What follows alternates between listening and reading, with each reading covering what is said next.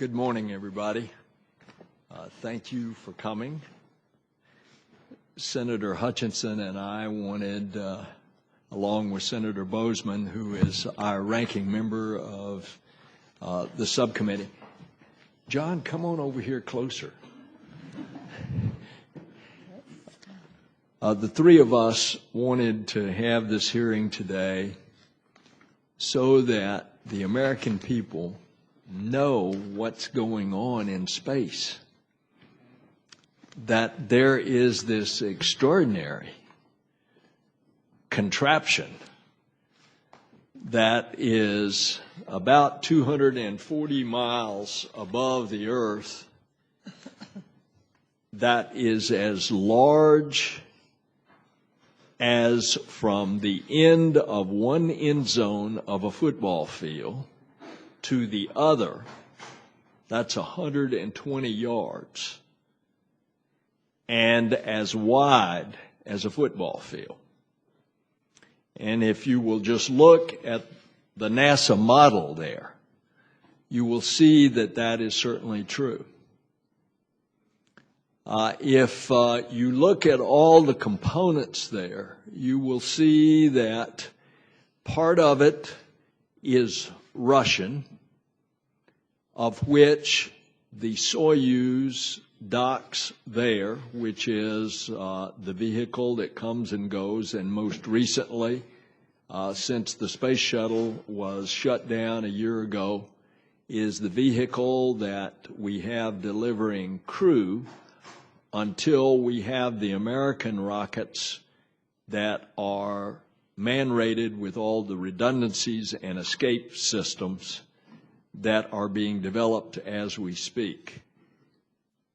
But in addition, we have a number of different payloads that are delivering cargo, the most recent of which, American, was the successful flight and successful delivery of cargo by one of the commercial ventures, SpaceX. And as we speak, we have already rendezvoused a Japanese space module that is delivering cargo, and it will be docking within a matter of days. There is also a crew on a Soyuz that has launched, and have they docked yet? Oh, it's the Progress module, which is a Russian module. It is in the vicinity of the space station, and they're working out the sequencing for the delivery of cargo from the Japanese module as well as the Russian Progress module. So there are a number of these payloads that are going up. In the case of SpaceX, it also had the delivery coming down of experiments that were loaded onto the spacecraft that returned successfully to Earth. Now,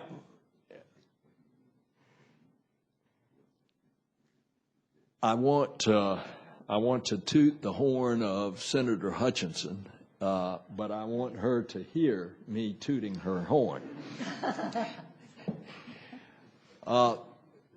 Senator Hutchinson is responsible for the American laboratory module to be designated a national laboratory.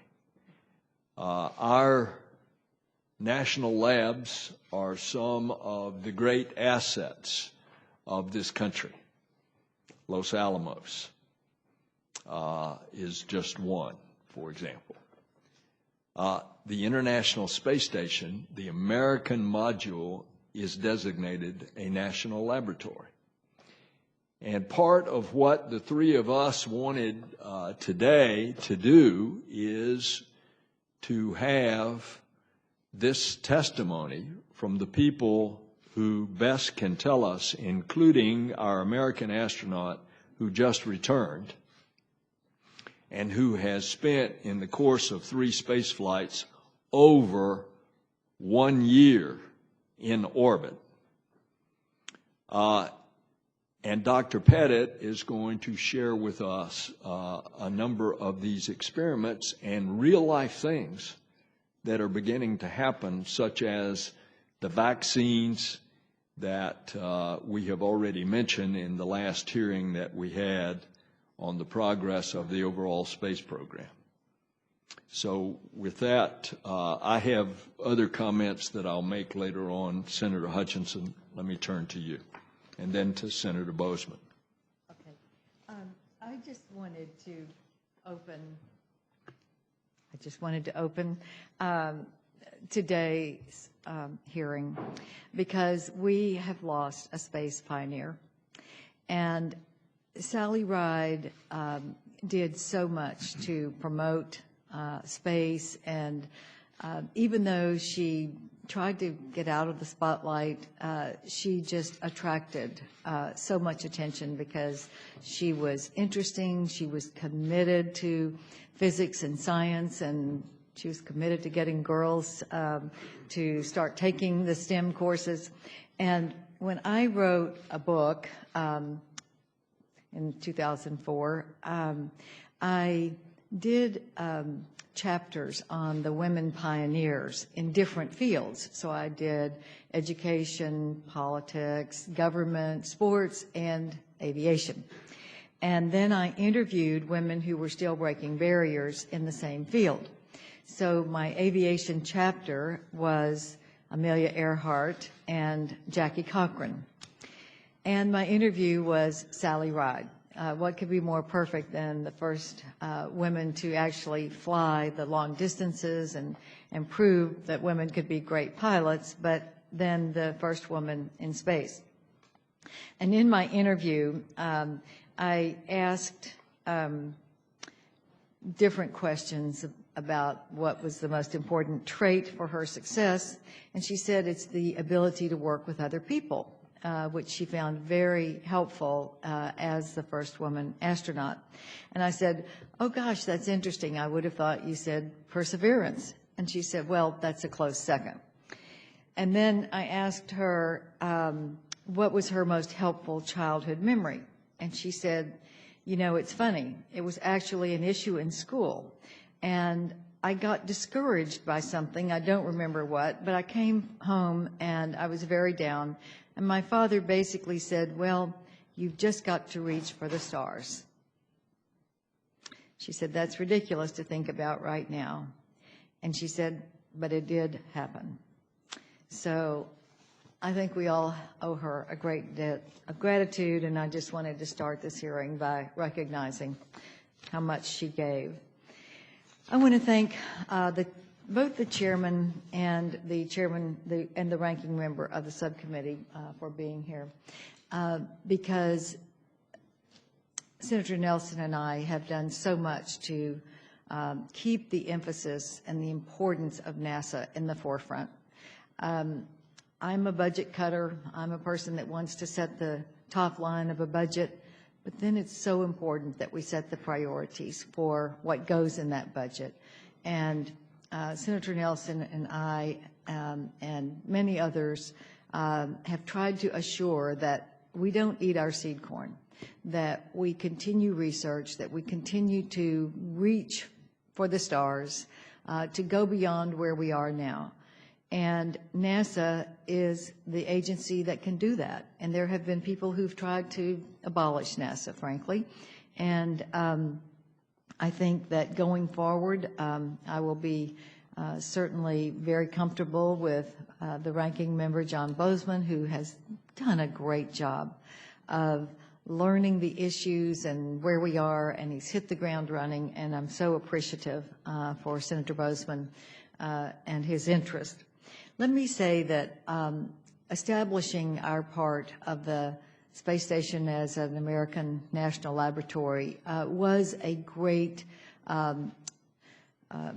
accomplishment in that it opened the space station for research from outside entities. And it can be private companies, it can be universities, it can be open to anyone who is going to do research that can only be done in space. And we all know that you can only do certain experiments in space because of the microgravity conditions, and you can't duplicate that on Earth. So finding out what is out there is so important for our future. And we've seen what exploring space has done for us in national security, being able to put satellites up there and do satellite surveillance, satellite-guided missiles, has helped our national security so much. But now we have this laboratory, and one of the issues of this hearing is going to be what we're doing there, and certainly are we going to extend it further than 2020, or is 2020 its life, and what are we going to do to fully utilize it?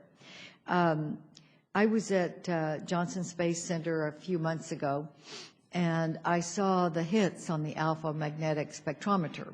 One of the almost casualties of the budget cutting without establishing priorities was that we were told that there wouldn't be room for the alpha spectrometer, the alpha magnetic spectrometer, to be taken into space by a former NASA administrator. And many of us fought back, and Dr. Sam Ting fought back, the Nobel laureate at MIT, who felt that we had to have that up there to get the cosmic rays and try to determine if there is dark matter and what it is and what effect it will have on the expansion of the universe. And I'm sitting in the Johnson Space Center looking at the hits on the alpha magnetic spectrometer, and it is so far 18 billion hits of cosmic rays, more than even Sam Ting thought we would get in this time span.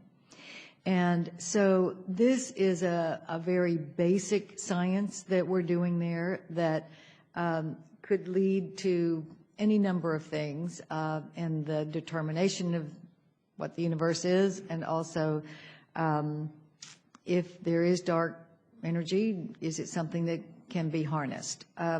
No telling. He doesn't even know everything. And as Dr. Ting so aptly points out, almost all of the major research that we have done since we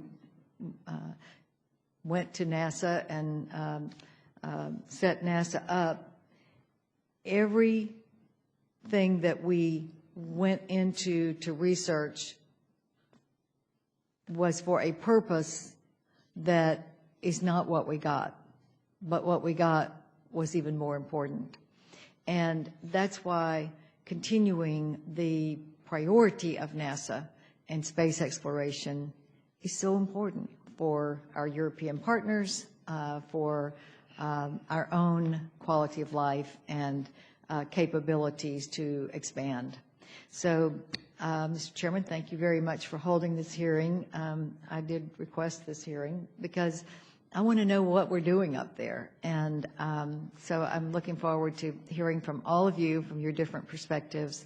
But I do hope that as I am going out the exit door, that we are able to excite the American people as we have in the past on what the future is. And I thank you all for being here. Senator Bozeman. Thank you. Thank you very much, Mr. Chairman. I have a very eloquent statement that I'd like to put in the record in the interest of time, with your permission. But I appreciate Senator Hutchison mentioning Sally Ride. I've got 3 daughters that are all grown now and have done well and very independent. But looking back, it's individuals like this, that the example that you truly can do anything that you want, as a female now, that has certainly not been the case, for always. And so, again, we so appreciate her example in so many different ways. I want to thank you two, Senator Nelson, Senator Hutchison, for really, championing this for so many years. Senator Hutchison mentioned the ability to get along, as something that was so important, and certainly you two have modeled that in working together so closely, creating a very bipartisan group, not only here, but also, and it's difficult, working with our House colleagues, such that, that we have this bipartisan, bicameral situation, which truly is unique. There's not very many situations like this, so I do appreciate your all's leadership so very much. I'm going to be running in and out. I've got a markup in EPW, and so in a little bit I've got to sneak out in just a second. In fact, Senator Boxer and Senator Inhofe will grab me by the throat if I don't get over there in a minute. It's a unique committee. We're going to be voting on the Great Apes Act, and then you have also the Safe Chemicals Act. So there's a little something for everybody over there. But we do appreciate you all being here, and we certainly appreciate your efforts. Thank you. Sally Ride flew twice. She flew in '83 and '84, and I'll never forget that launch the first time. She being the first American woman in space, there was a chorus that went up, "Ride, Sally, ride." And I think she captured the spirit of America in her participation in the space program. She was a PhD in electrical engineering, and after she left NASA, she never stopped working in order to inspire the next generation of explorers. Now, since the subject today is the space station, this thing started when a Navy SEAL, Bill Shepard, opened the hatch on November the 2nd, 2000. And he floated from a cramped capsule into the space station.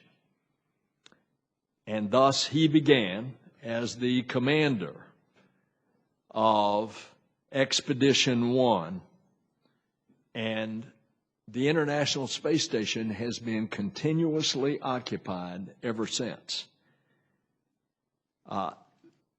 The act that Kay Bailey was mentioning a while ago extended the ISS operations until 2020. It authorized that. But once you hear about what's going on today on the space station, I think it is very short-sighted to think that this thing is going to be cut off in 2020, but that the research will continue on this extraordinary facility, of which it has a pressurized volume as large as a Boeing 747. That's how big it is internally. And then, once we are at the end of the design life of it in low Earth orbit, some 240 miles up, circling the globe every hour and a half, what's the likely future for it? Perhaps to boost it further, maybe to the Lagrangian point between the Earth and the Moon, which is the point that the Earth's gravity stops and the Moon's gravity starts, or possibly that Lagrangian point on the other side of the Moon. And maybe as a future base, parts of it, not necessarily the whole thing, but maybe parts of it could be used in that situation then as a way station if we decide in our future exploration that we want to go to and from the Moon's surface again. These are the possibilities. And so today we're very fortunate to have a very distinguished panel of witnesses to talk about the accomplishments. Bill Gerstenmaier is NASA's Associate Administrator for Human Exploration and Operations. We look forward to continuing the discussion that we started last month about the commercial space operations to and from the space station and the scientific discoveries that we talked about last time. We also have Thomas Reiter. He's from the European Space Agency, one of our partners. This is the International Space Station. And he is one of 2 space station astronauts with us today on this panel. He spent over 5 months on the ISS, and he is the European Space Agency's Director of Human Spaceflight and Operations. And he's going to share ESA's perspective on operations and research aboard the ISS.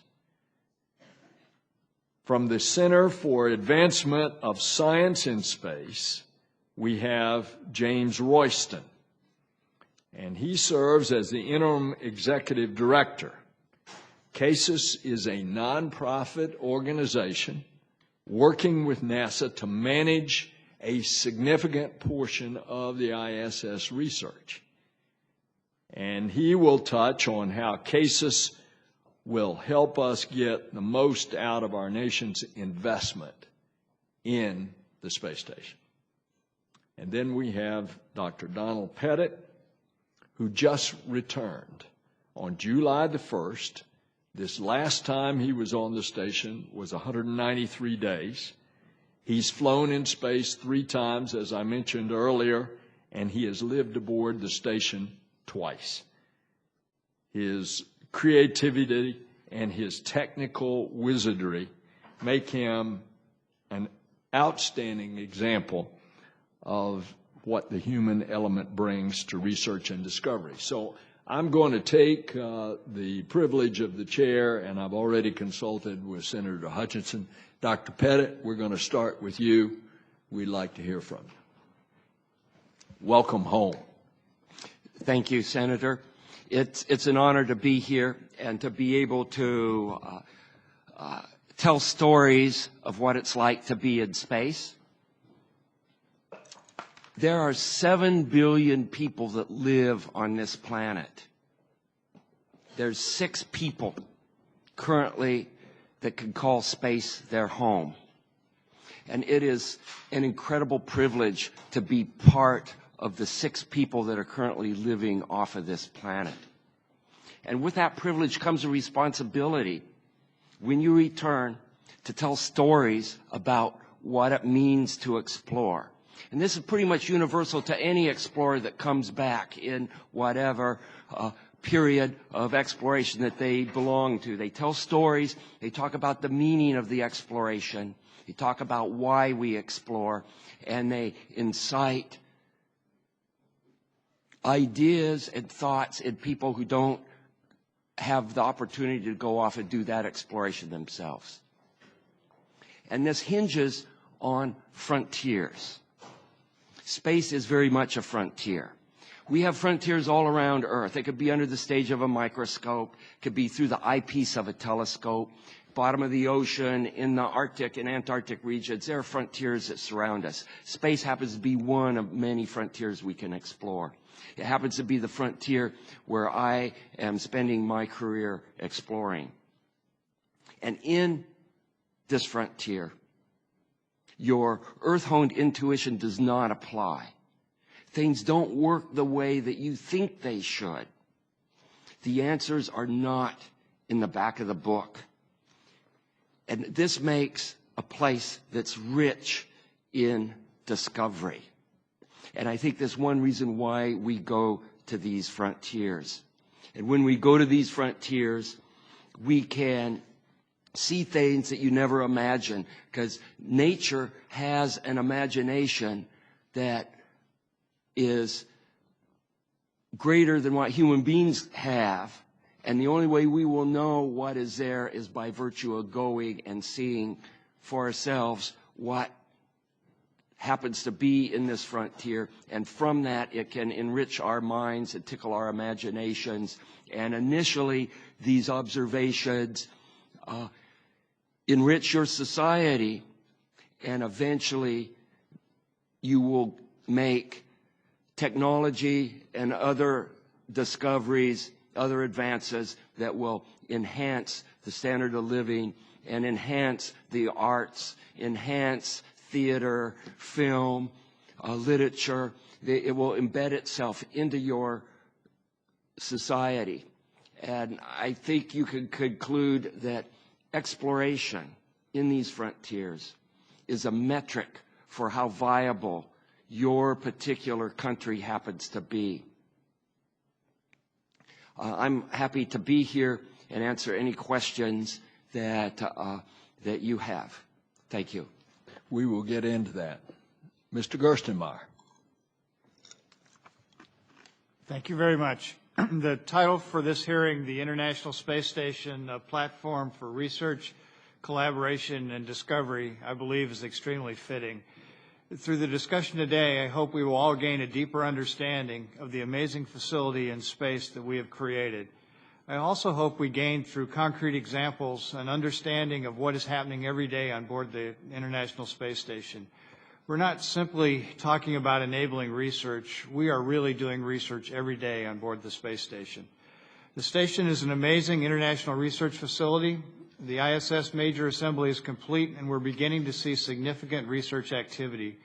Research was done during the assembly phase, but now we're focusing on the research itself.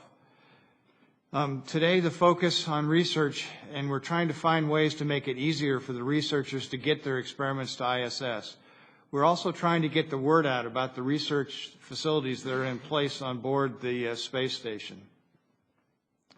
You know, there are fluid experiment racks, combustion racks, glove boxes, Earth observation facilities, material processing facilities, a vacuum interface, ample power and data interfaces, to name a few of the major facilities that are on board the space station.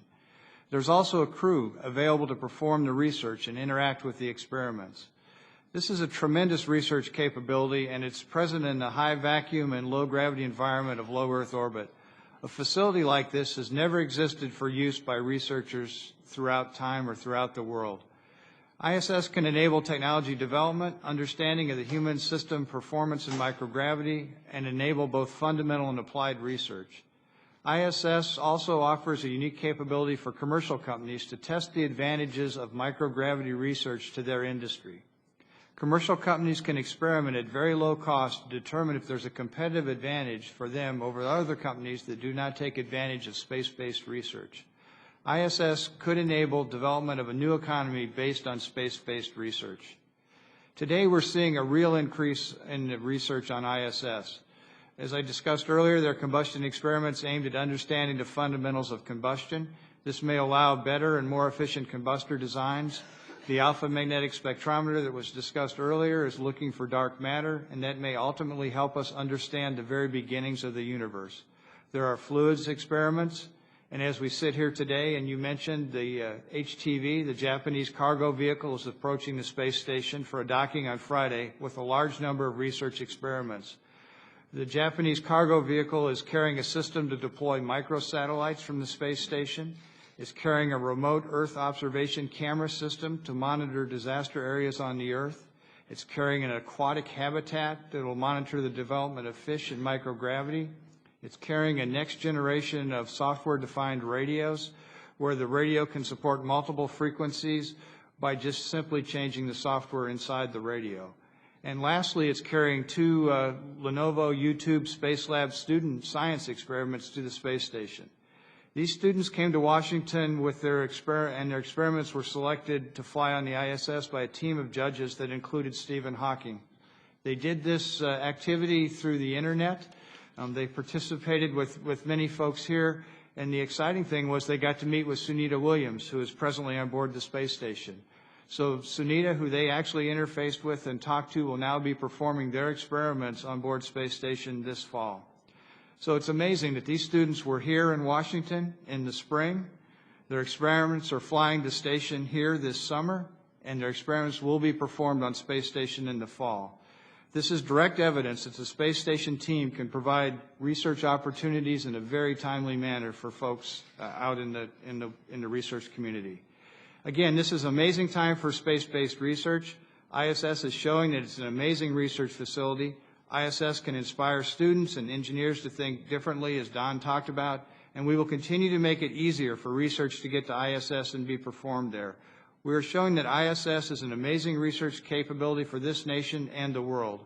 We cannot predict what results will come from the ISS and long-duration space-based research, but we can and we are making this facility available to a talented research community. True advances come from discovery, and ISS is a platform for discovery. I look forward to your questions. Thank you, Mr. Gerstenmaier. Mr. Ryder? Dear Mr. Chairman, dear members of the committee. Oops. Don't worry about those bells. Okay. That's what's going on over on the floor of the Senate. It's also a great opportunity and honor for me to testify before you today and present the European Space Agency's role and capabilities on ISS. The successful utilization of ISS is of highest priority for the European Space Agency and for the European ISS partners. ISS is a unique platform for scientific research and technology development. It is in full recognition of the extraordinary utilization opportunities of the ISS that Europe decided to engage as a full and very active partner in this unparalleled international cooperation together with the United States, with Russia, with Japan and Canada. Europe, working through the European Space Agency, developed and operates two key elements. The Columbus Laboratory, which you see here in the front side on the left, and the automated transfer vehicle. Columbus is a multifunction laboratory which shared with NASA and the other partners, and it is equipped with 10 interchangeable payload racks containing an advanced number of research instruments. The second key element, the ATV, automated transfer vehicle, which is able to deliver more than 7 metric tons of cargo to the ISS. One of these vehicles is currently docked to the International Space Station till mid of September, and 2 more of these vehicles are about to come next year and in 2014. Apart from cargo delivery, ATV is providing fuel for maintaining attitude control and giving boost to the station, and also gas, water, and other supply articles. Now, apart from Columbus and the ATV, Europe has also contributed to other elements, equipments, and design skills. For example, the DMSR, the data management system, which has been a key part in the station's brain, so to say. 2 or 3 nodes that link station components, a dome-like structure with panoramic windows called the cupola, allowing astronauts to operate the station, robotic manipulator system and other equipment, and inside US Destiny research module, various laboratory equipment like the material science rack and freezer units. Europe also provides members of the ISS crew. Since 2001, 18 European astronauts have lived and worked on board ISS, and one of my colleagues from Europe, Dutch astronaut André Kuipers, just returned a few days ago together with Don Pettit from a half-year work on board the station. Europe's participation in the ISS program means that throughout ESA's member states, thousands of Europe's scientists and engineers at hundreds of universities and high technology companies are working on the frontier of 21st century science and engineering.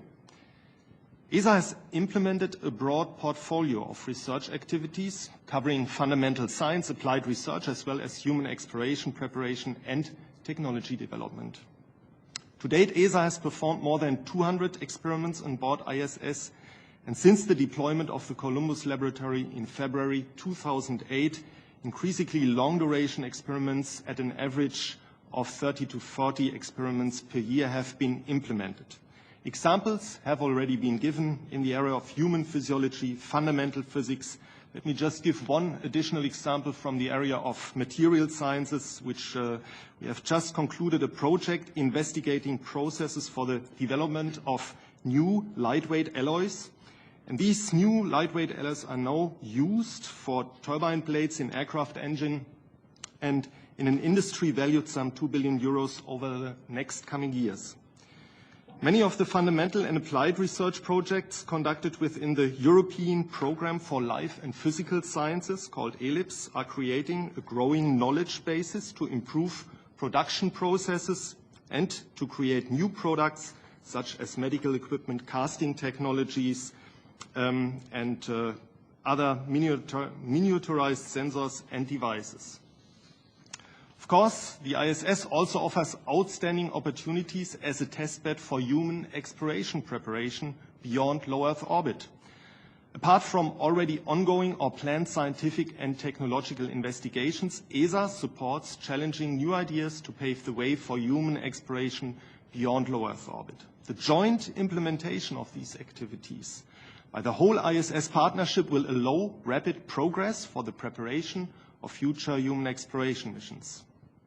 The European Programme for Life and Physical Sciences in Space involves some 1,500 scientists in almost 150 projects included in the research pool of ISS experiments.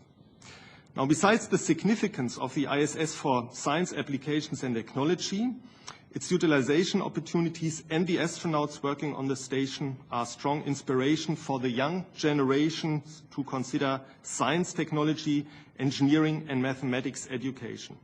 In this context, ESA carries out education activities on the ISS in close collaboration with our partners. The continuous efforts of the ISS partners for the global promotion of the ISS accomplishments with dedicated publications of the ISS Program Science Forum and public events like the recent ISS Symposium, which took place in Berlin, highlight the value of the International Space Station and the strength of its international partnership in the public. Now, in conclusion, the successful and optimal utilization of the ISS is important to the European Space Agency in order to demonstrate to its member states the return of investment. ESA has already reaped the considerable benefits from the scientific research, applications, technology demonstration, and education activities performed on the International Space Station, and more are expected to be realized in the continuation of ISS utilization in the years to come. I would therefore like to underline an extremely important dimension of this international partnership in the ISS program, the excellent and highly valued cooperation between ESA and NASA.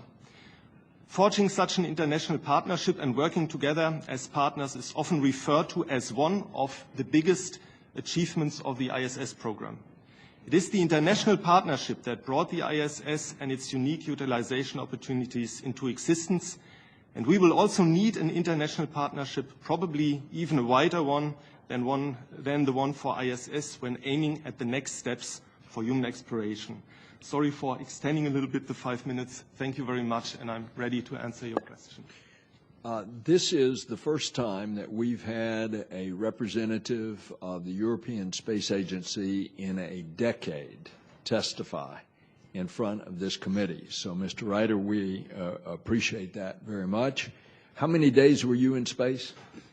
In total, 350. I flew to the Russian space station Mir 95 for 179 days, and to ISS was 171 days, so 350.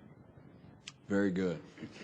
Mr. Royston, tell us about cases at the Kennedy Space Center, how you're preparing the experiments to go to the station. All right. First, I'd like to thank the committee for the opportunity to speak here today. It's a real honor to sit here in this panel and in this room with those that envisioned, built, and recently spent time on the International Space Station. To our elected officials, I want to thank you for your leadership, support, and ongoing commitment to this great national asset.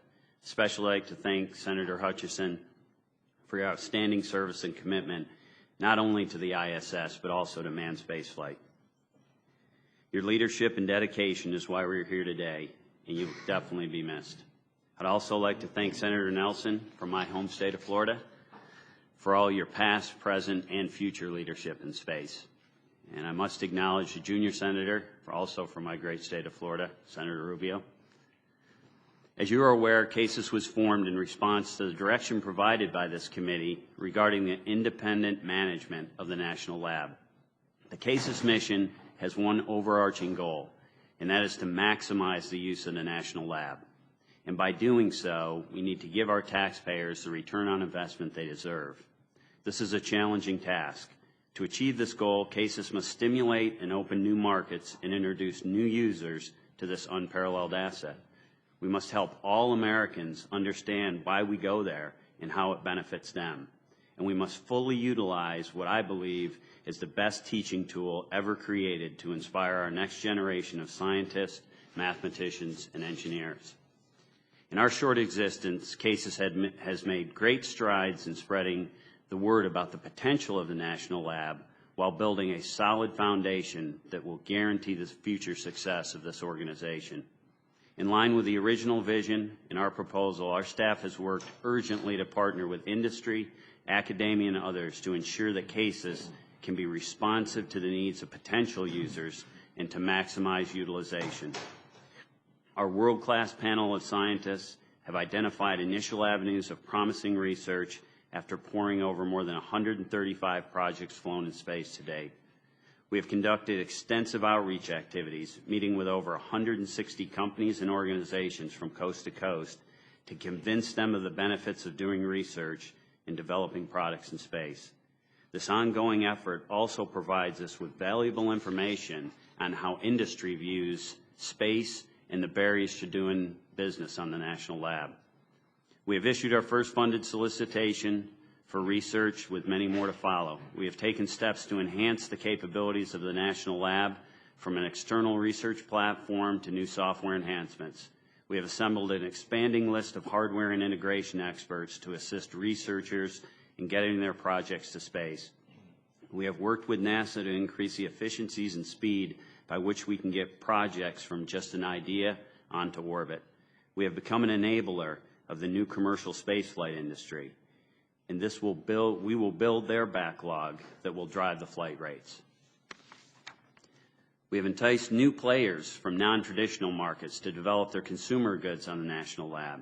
We have attracted more than 30 unsolicited project proposals, which are currently going through our evaluation process. We are working with Fortune 100 companies and brand new startups that see space as truly a new emerging market.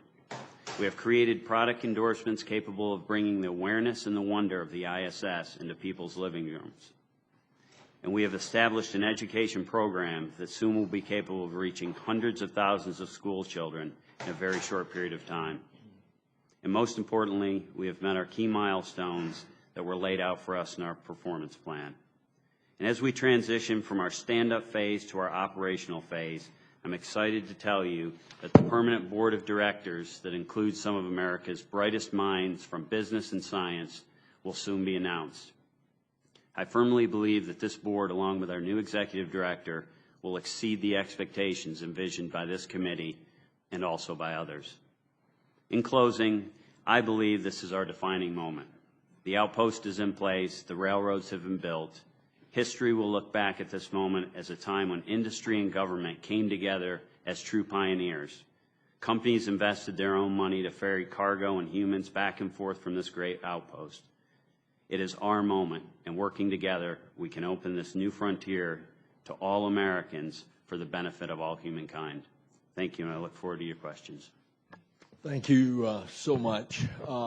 I'm going to turn first to Senator Hutchinson, and I would like in the course of the discussion if you all would bring out what is going on the development of the vaccines, an up-to-date report. Senator Hutchinson. First of all, Mr. Royston, thank you for the report, because we are anxiously awaiting the appointment of the board so that we can see the cases get up and go and really start showing results, and I think the board membership will be crucial, and I'm encouraged that you're saying it will be leading scientists as well as people in business. Dr. Pettit, I'd like to ask you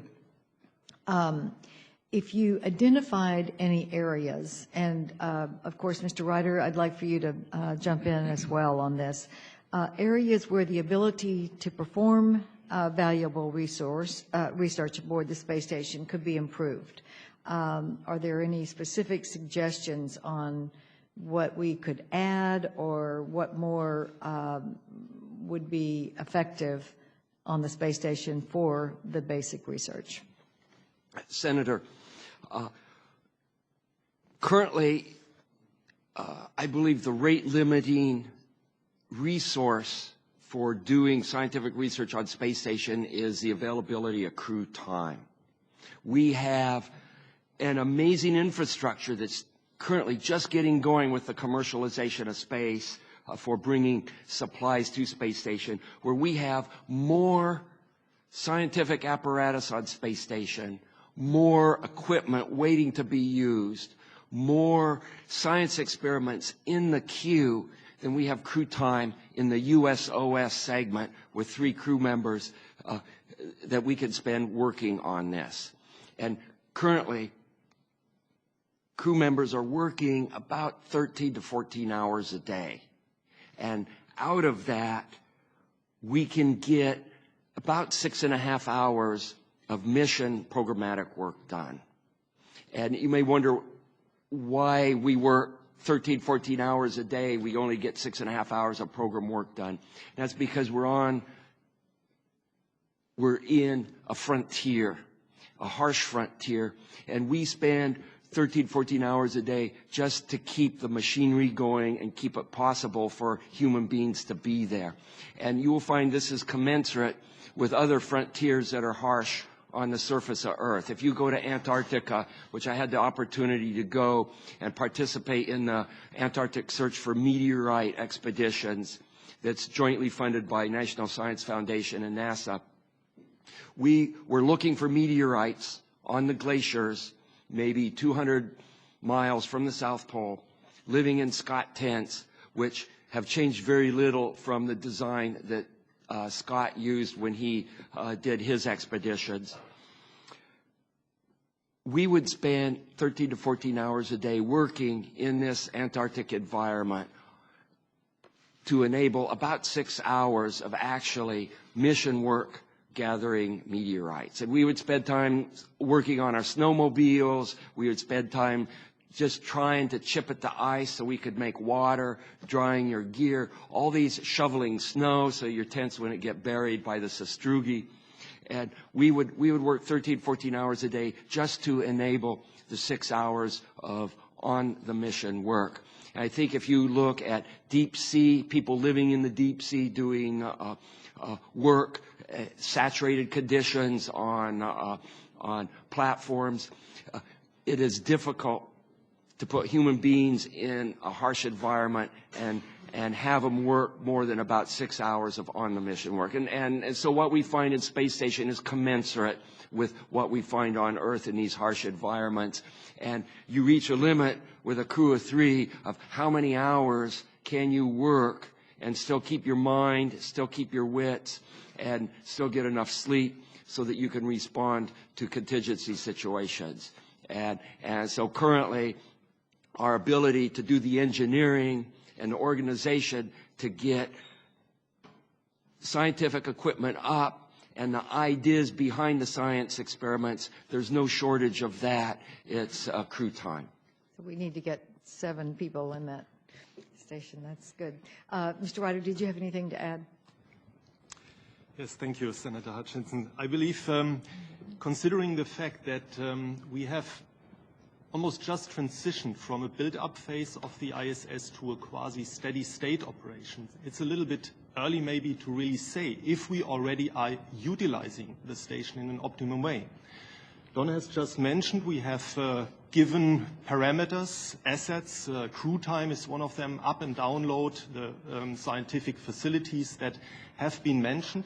And I think the next years will show where there are further areas of improvement. Now, from a programmatic point of view, I can imagine that, for example, in the coordination, in the international coordination of research subjects, there is space for optimizing the processes. And in fact, ESA has currently identified more than 20 joint experiments together with NASA, and in total more than 50 with all the ISS other partners.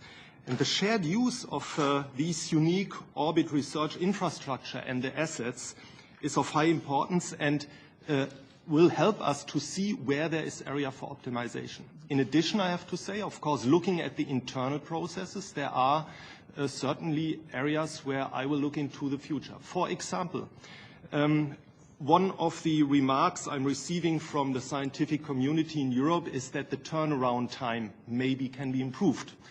This is motivated by comparing it to the time of the Space Lab, which was flying a couple of years ago on board the shuttle. And I will look into the possibility if we can indeed increase the time from the moment where the scientists are proposing their experiment until they hold the results in their hands. Also, I think in a structural way, we are using multi-user facilities, big facilities in the various modules. And I will see if this is the right balance with these huge multi-user facilities compared to small experimental hardware which is dedicated to single experiments, if we can optimize that in order to improve or to increase the scientific outcome, but that will need some time of this steady state operation that we have just entered. Thank you very much. I'll have another round, but let's let everybody go. And I like your virus issue.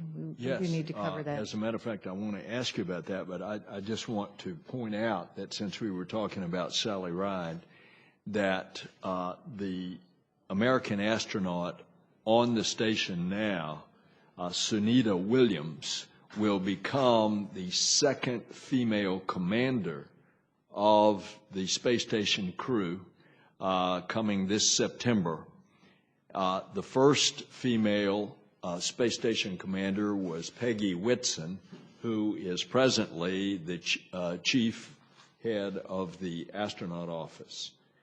And so again, we see these women pioneering. I thought it was also in the number of comments that had been made to the press about Sally that one of the most interesting was from the first female commander of the space shuttle, Eileen Collins. And so with that backdrop, we proceed. Would you all, before I turn to Senator Rubio, would you all share with us, whoever, about the advances on the vaccines? Yeah, I can do that a little bit. Where we are is, you know, we've learned that almost all bacteria and viruses in space mutate into a large differentiating strain. And we've flown Salmonella several times on the shuttle. I couldn't quite understand. Did you say large and different strains? Yeah, different, and they mutate into various strengths of the various vaccines or various bacteria and viruses. So, for example, Salmonella, you fly it up and you get back a whole variety of different Salmonella than you would typically see here on the ground. Some are stronger, some are weaker. Then what we've been able to do, or what the investigators have been able to do, is they return these samples to the ground. They then learn which genes turn on the strength of the Salmonella, which genes potentially turn it off. Then they can genetically engineer a strain of Salmonella that's strong enough to give the human an immune reaction, but not strong enough to actually give you the disease, and that's the basis of the vaccine. So they've done enough trials on orbit that this looks very promising. And the same thing can occur for viruses. So flus, you could potentially engineer a flu vaccine ahead of time with a very quick turnaround. Again, it's still conceptual, and we don't understand why bacteria and viruses perform this way in space. The company is close to taking this into FDA trials. We've done almost enough work to go complete that activity and take it into trials. I believe they would still like to fly a few more samples to space to get some more material back, and then maybe do a little more research before they prepare the final package that goes to FDA. We're still discussing with them exactly how they're going to work that out in the future. But this is one very promising area where we don't know exactly the reason that this occurs in space, but if you give it to a creative industry, they're able to take this phenomena and then apply it in a way that's tremendously beneficial to us here on the Earth. So I think this area of research in virus and vaccines has a lot of interest to us.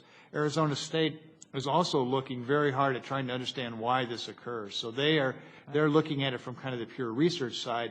What is unique about the properties of microgravity that causes these viruses and bacteria to behave in this unique way? So That's going to be very essential. promising. So, because you can't manufacture enough up there to bring back very easily. So that's really going to make a difference if they can figure out what that causes. And the advantage is once you understand which genes are turned on and turned off, then you can manufacture this vaccine on the Earth. So it no longer requires you to go to space. So you just use space to essentially spark your creativity about which genes are effective in making the virus stronger or weaker. And then that can be used on the ground then to actually generate the vaccine. What about the vaccine for the raging bacteria, MRSA? It does the same exact phenomena as the others, and we believe a similar strategy can be developed for the MRSA, the resistant bacteria that's a tremendous problem to us in hospitals. So again, we're working with some companies to go take a look at that as well. Could I just pursue this for 1 second and ask you, if you've got vaccines and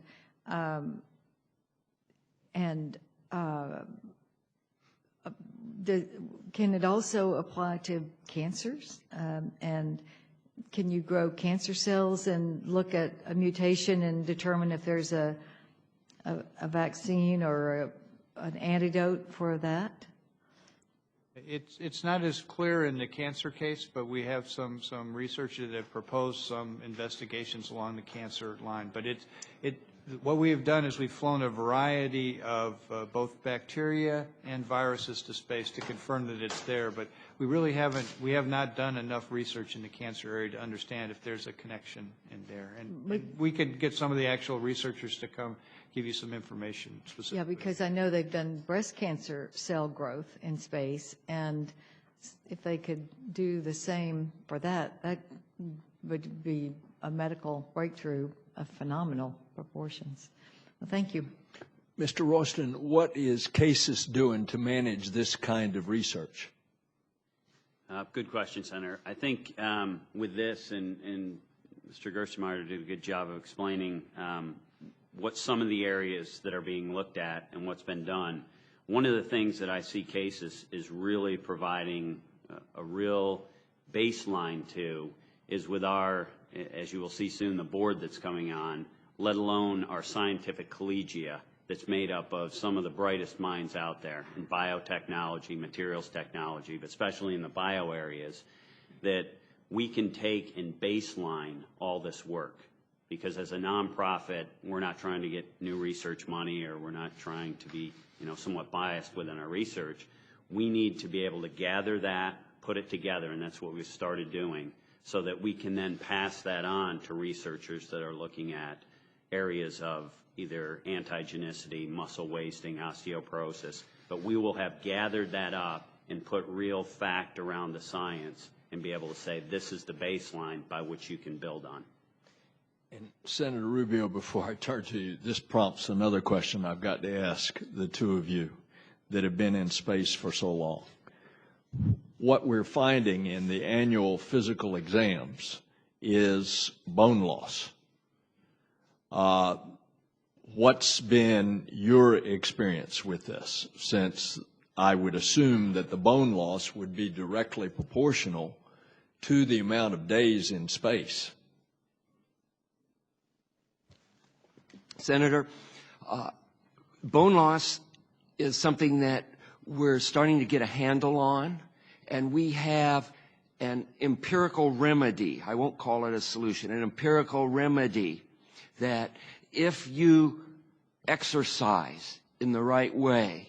And in some respects, a 6-month trip to space station is like spending 6 months in health camp in terms of the amount of exercise that we do. We found that this keeps the bone density at bay. It doesn't prevent it, but it keeps it in a manageable category. And again, we don't know why. It's an empirical remedy. We're working on what the fundamental cause of this is. And I liken this state to where scurvy was around 1750, when some British surgeon found out if you suck on citrus, you keep scurvy at bay. They didn't know why. It took another 150 years before we even discovered vitamins and the idea that small amounts of organic compounds are essential in maintaining human health, and then the fundamental cause of scurvy through lack of vitamin C. And it's the combination of, first, an empirical solution which allows the seaman to go out and not get this disease, and eventually coupled with the basic understanding, and it's the basic understanding that allows all the people to stay on the continent that don't go on these voyages to benefit from this information, which is literally pried from the souls of those who explore. And this is what we're doing right now with the bone density loss. We don't know why. We need to continue the effort so that we understand fundamentally what's going on, because we've got this gravity knob which we can now tweak and experiment on human beings as well as other creatures. And this allows us to dissect out new pearls from the human physiology. And we've got this empirical solution that will allow us to continue to explore space. But we need to understand the fundamentals, and that's what will bring the benefit to everybody that stay firmly planted on this planet.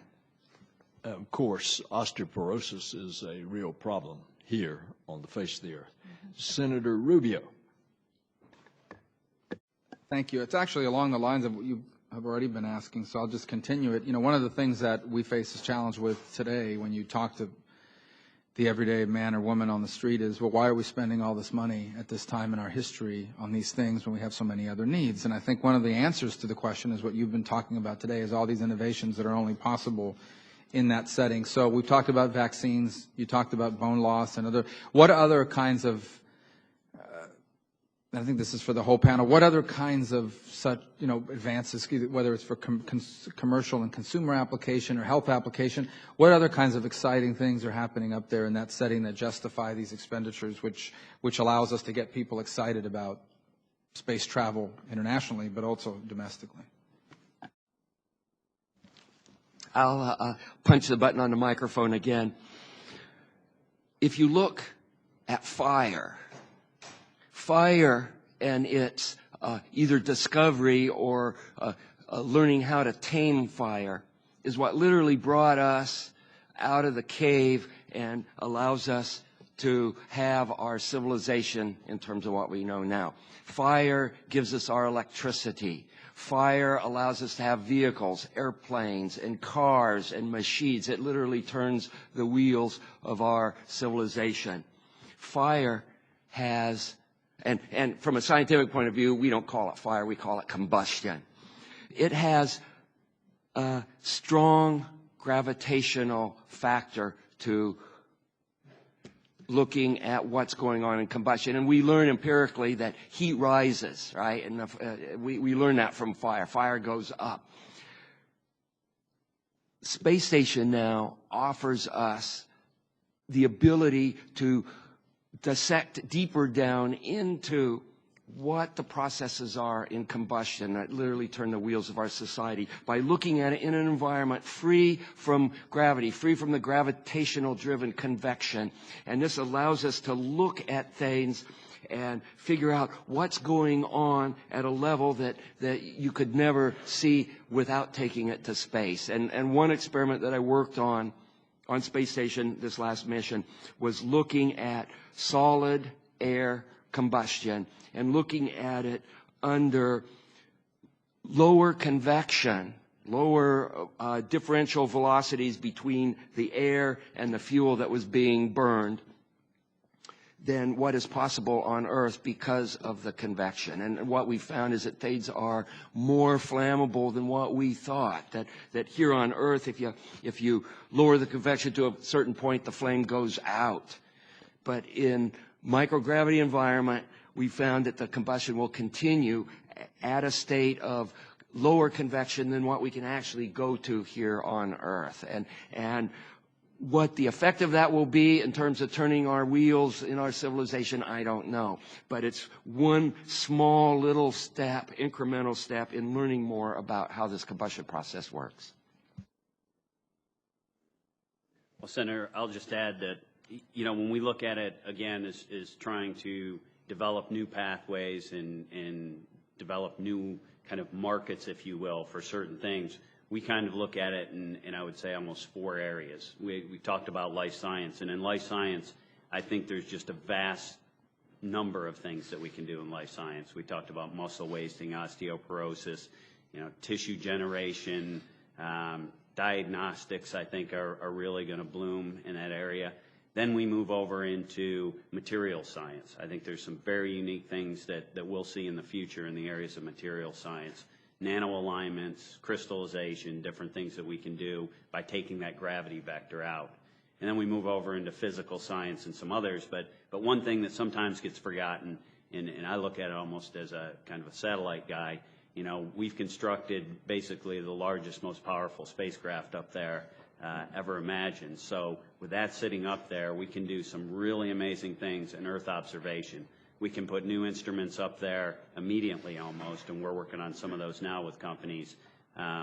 This is a vehicle that passes all of land mass every few days, and it's a great platform to do Earth observation. So, there's a plethora of things that are really there, and I think it's for us to kind of compartmentalize them, put them out, and then get out to those industries that can really utilize them.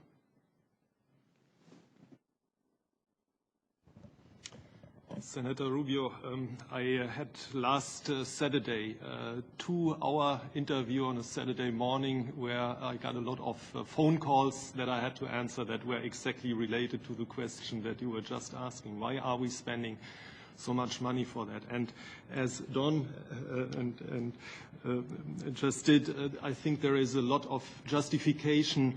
Living in a world without gravity allows us to look into processes that help us to understand how life is functioning, a lot of physical processes and so forth, and that in turn creates certainly tangible benefits for society. However, and that I would like to add here, if we only look at those direct tangible benefits, I think we leave out an important aspect, and that is the fact that gaining knowledge, gaining insight into the surrounding is a benefit by itself, even if it is not immediately connected to, let's say, utilization here on ground.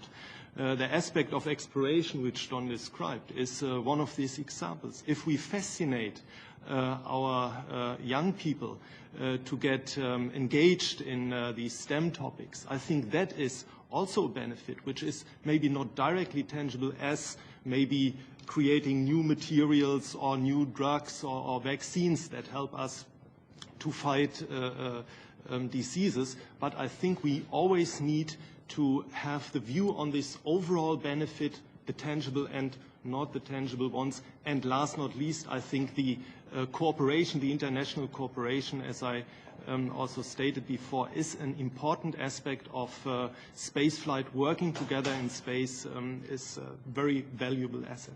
Thank you. Just to add quickly, any physical phenomena that we have that has a little g in it, the gravity vector, when you take it to space and you remove that gravity, you get a different insight into that physical phenomena. And then that allows researchers and companies to potentially exploit that benefit like we've been discussing here in new ways we can't imagine. But it's tough to predict exactly where those breakthroughs are and exactly how they're going to pay back. But if they start, you could potentially start a whole new industry that never existed before. The other thing it does, I think, to Thomas's point, the intangible benefits, one thing is the creativity aspect. If you look at these student experiments that are flying up on the Japanese vehicle, the one student's experiment was to take a jumping spider and fly it into space. And this spider knows how to jump from one spot to another based on the gravity that affects the spider. So he knows exactly how to jump on his prey.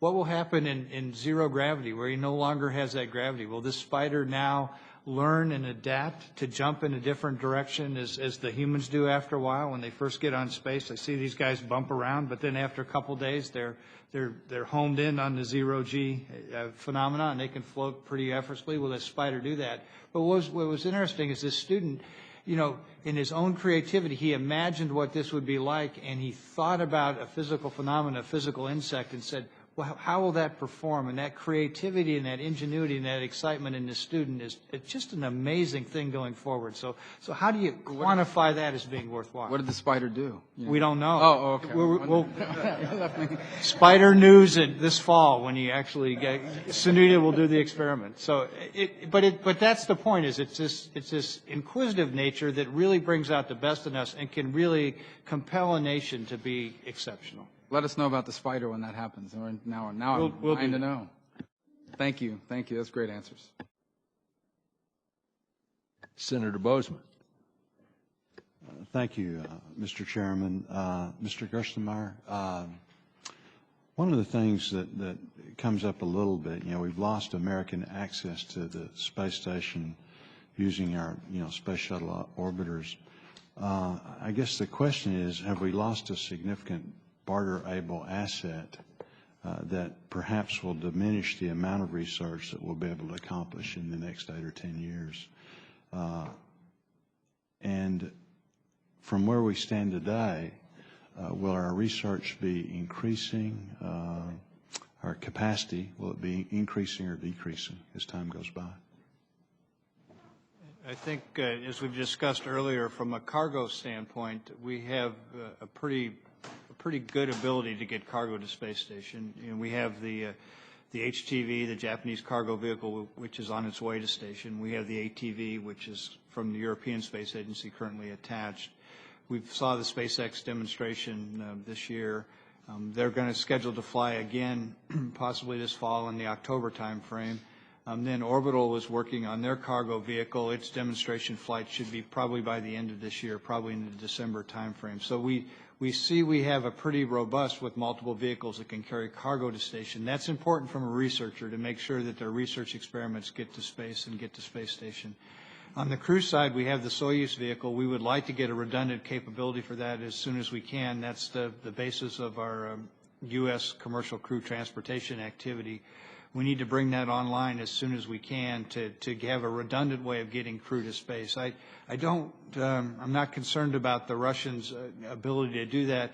It's just our environment is very tough. When we had the Columbia tragedy, the Soyuz was able to back up our transportation and was able to keep this continuous crude string that Senator Nelson talked about possible on board space station. So we were able to use that Soyuz vehicle during that time.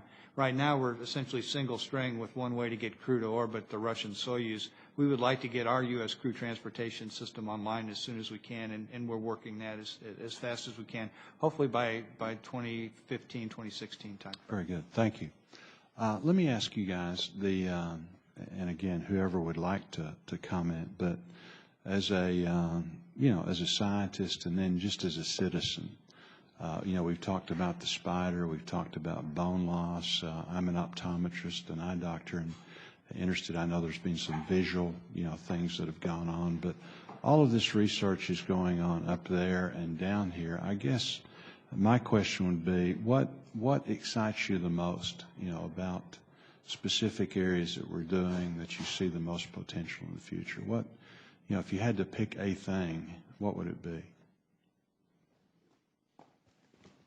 I think one of the most exciting parts of going into a frontier are the pages of the book that don't have any writing on them yet, because you don't even know enough to know, should this be the exciting part? Should this be the significant part? And certainly, you bring up the idea of these eye maladies, where about 20% of the people living for long duration time on space station come back with these wrinkles on your retina. And there's a name, I think they call them chordal folds, these technical names. You know how engineers and scientists, they like to talk tech. But what they really are wrinkles on your retina. And depending on where they go, they can impact your vision. And we currently haven't a clue as to why they form. There are certain mechanisms for these wrinkles forming with people on the ground that have to do with elevated intracranial pressure. Again, another term for just saying the pressure in your brain. And we've just learned that these wrinkles can form on station crew members that have low to normal intracranial pressure. So thoughts on why these things form, we haven't a clue now. And another thing that makes this really fascinating is that they're predominantly in the right eye. So why is it just the right eye? Sometimes the left eye, but mostly the right eye. And these it's like a Sherlock Holmes story. These are little nuggets. These are little clues scattered about, which tell us something about the human physiology. And again, the pages of this particular chapter have not even been written because we're currently in the process of writing them. The answers are clearly not in the back of the book. And when you go into a frontier, it doesn't get any better than this. Mr. Royston? Yes, Senator, I'd add to that. One of our challenges is, and I think all of us in this room, is it's time, right? So we're looking at how we can get success as fast as possible. So one, it continues to show everybody that we need to keep this great outpost going. We need to continue the research. But for us and for my organization, one of the things we try to kind of bubble up to the top are those things that we think can have the earliest impacts. And we mentioned osteoporosis, and one of the things there is it's a good example of a known. Like, we know there is bone loss in space. So in order to test osteoporotic drugs, you need bone loss. And typically to get that, you have to test older patients that have other problems, have other things. Where if we're able to go into space, and I have an animal model there that is still in good health, but their bone loss goes down by 80%, that is an unbelievable test bed to be able to look at drugs and rapidly do either first fail scenarios or be able to determine what is going to work and what isn't. As we talked about with either virulence or some of the other things, I think it's taking the knowns that we have. Protein crystal growth, another one. We know that we can grow better proteins. We can do better crystallization because we've taken the vector out, that gravity vector, as Bill mentioned. But our goal is to really look at the knowns that we have up there in parallel with the unknowns. So we're trying to use what we know is current capability and things that are going to work with the fundamental science of why is it happening and what's it going. So from our perspective, it's a balancing act. We want to get moving on the things we know will make a good research test bed and development test bed, but also don't forget the fundamental science and the whys that it's happening. Yeah, I think it really is important in the sense that one of the things that you all have to do a good job as components of the agency is being able to relate, what the positive things that are going on. And certainly we as members, that are very supportive of the committee, have to do a good job of being able to relate to the public, the fact that we are spending a lot of money, but this is these are the very positive side effects that we're getting as a result of that. So thank you, Mr. Chair. Mr. Chairman. Senator Could I ask Hutchinson, of course. one quick question, because I've got to go, but I wanted to ask Mr. Gerstenmaier a two-pronged question. Number one, is there the possibility of extending the life safely of the space station beyond 2020? And if so, is it being considered?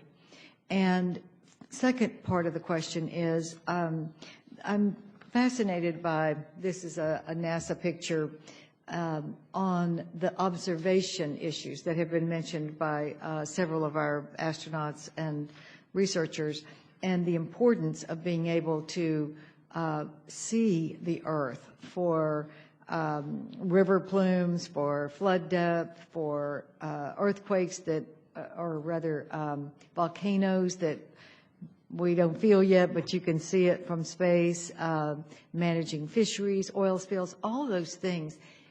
Can we put an orbiting satellite up with cameras that could do what the space station does, or are we in need of having another capability to do these observations?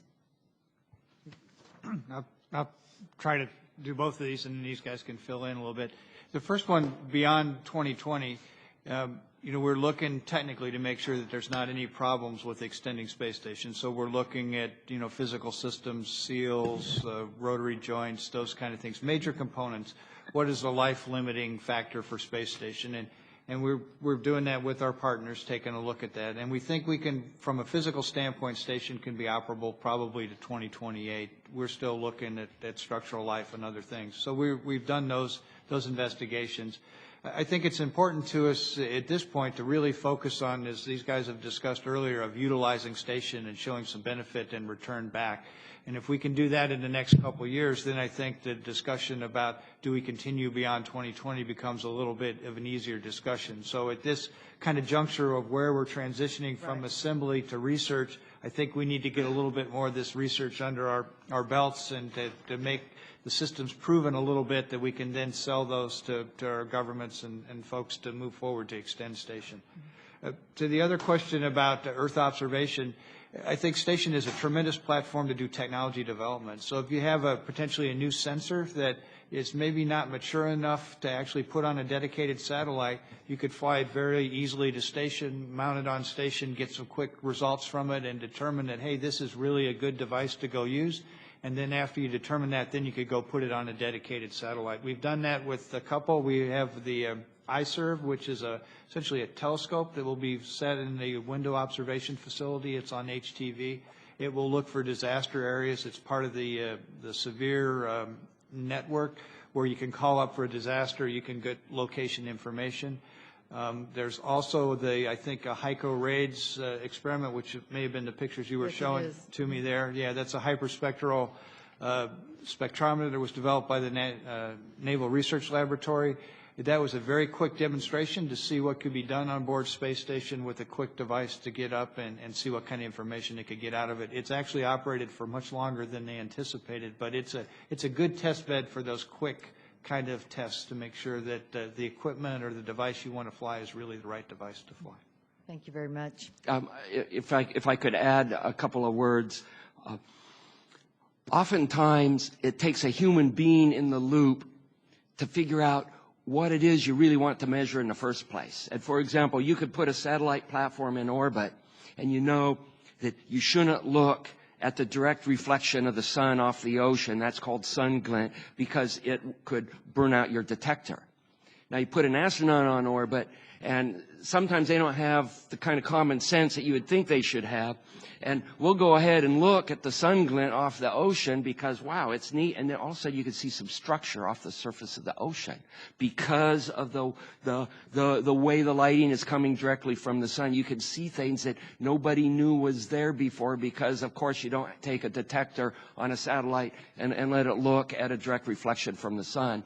And once you make that discovery, then you could optimize a satellite platform for making that observation, and it could collect more data, possibly better data, than what the human being could have made in the first place. But it takes a human being somewhere in the loop to realize that you can look outside of where your initial design was made by people on the ground who've never been in space. So important.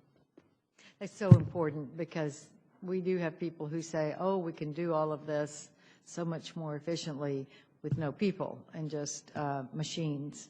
But that's one very good testimony. One thing to say about that, in space, there's no issue with machines, robots, and human beings working together. We work together hand in end effector in space. No issues. Where I find the conflict really occurs is here on the Earth. So in space, astronauts love robots because it allows us. Square miles in Washington, D.C. Yeah. Thank you very much.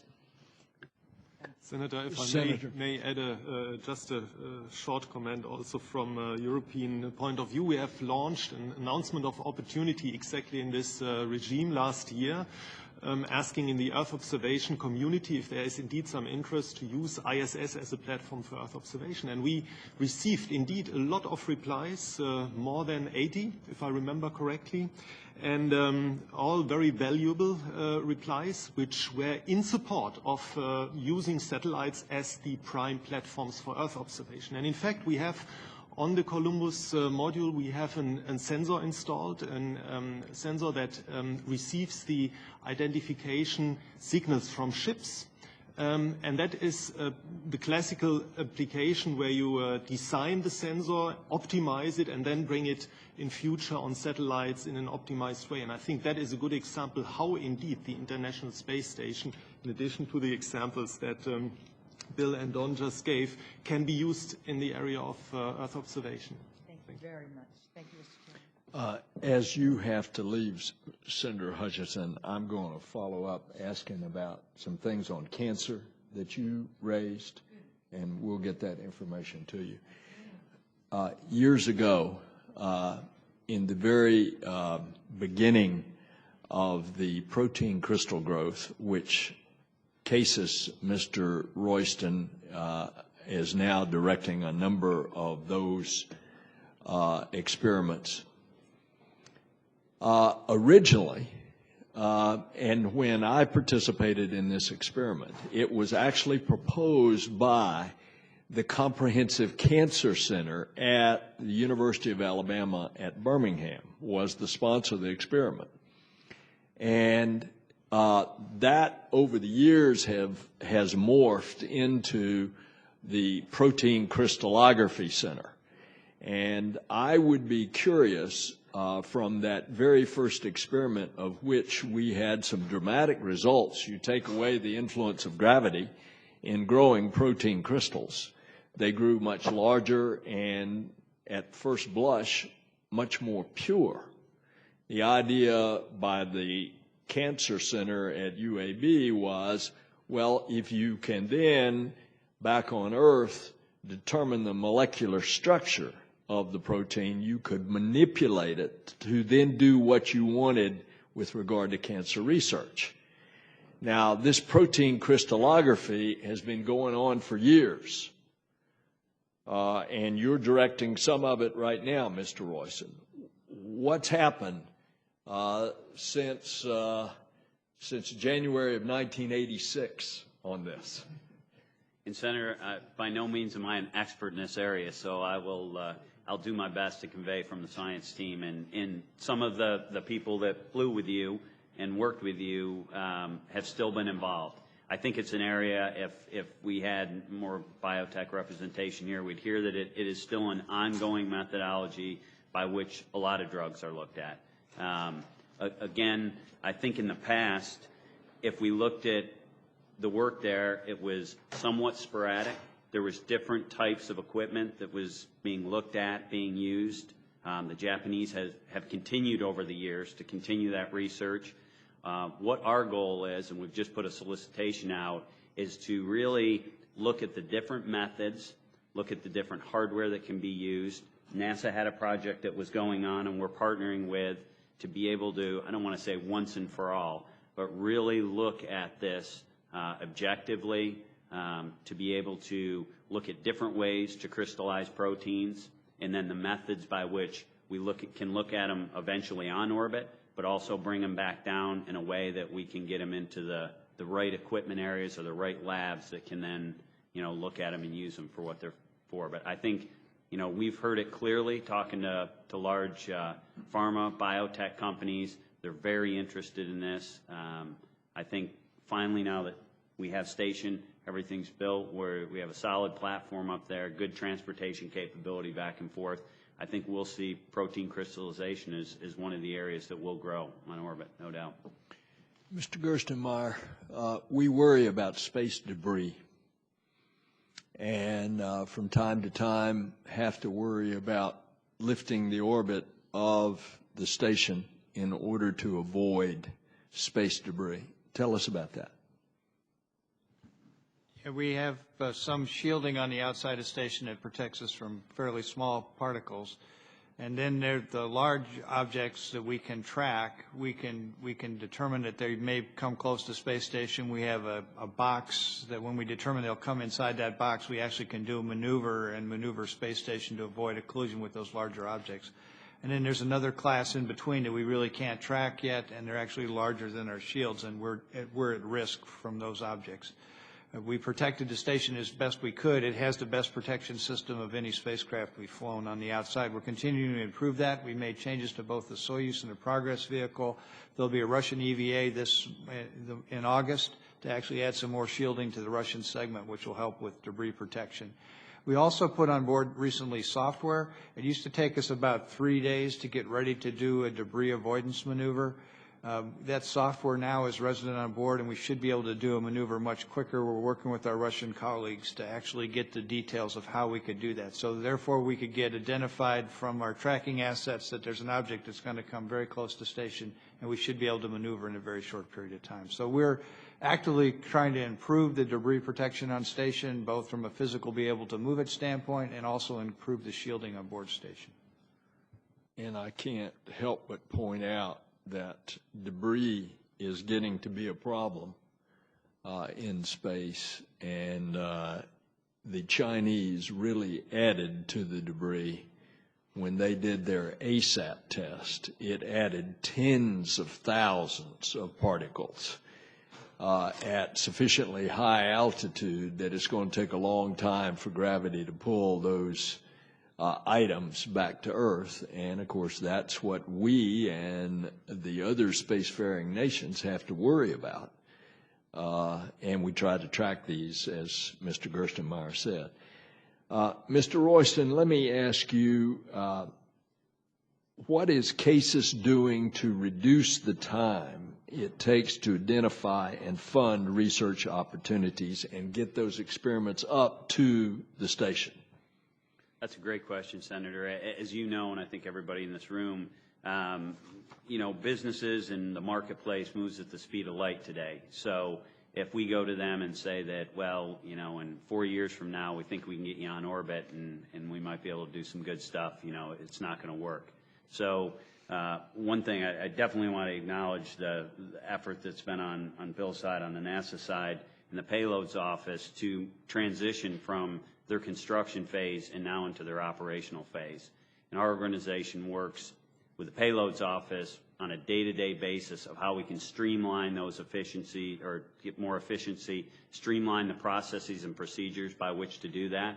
And then the other thing is CASIS. What we want to be able to go out there into industry and talk with potential customers is the fact that we handle all that for you, that we can be the organization by which allows you to think of the lab as just another lab. It's a lab like going from here in Washington down to Raleigh to do some experiments. You don't have to worry about rockets and all kinds of different paperwork and science advisory panels and everything else. We're there to do that for you. And I think we're making real progress in that. And I think that's really our key, again, to attracting some of the, you know, the big market that we want to bring into the National Lab, is to show them that it isn't painful to get up there. It might be 300 miles away and it might be vertical, but it's not a big deal. It's a great laboratory. There's great opportunity, and we'll hold your hand and get you there painlessly. Since we were talking about bone density loss, why don't you tell us about you're getting ready to fly a bone density scanner? And how does that play into the future osteoporosis research?